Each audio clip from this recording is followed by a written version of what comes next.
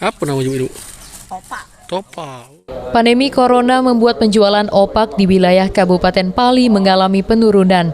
Salah seorang pembuat sekaligus penjual opak di Desa Talang Akar, Pali mengatakan, dibandingkan tahun lalu, penjualan opak menurun drastis sebelum virus corona melanda.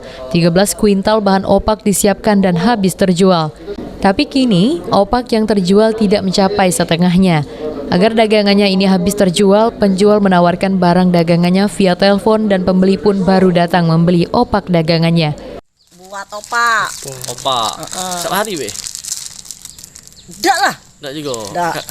Kapan buatnya? Setiap panen ubi baik. Oh, paling ubi. Kalau ubi enggak laku, ubi mana?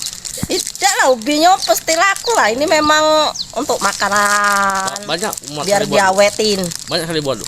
Banyak. Berapa banyak? Itu 150 dah sekali dapat. Berapa kali panen? Ya sekali buat. Tidak, masyarakat itu seminggu sekali apa sebulan sekali?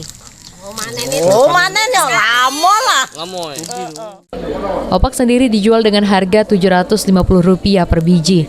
Dan para pedagang berharap agar corona berakhir, sehingga dagangan opaknya laku terjual. Aji, Pal TV.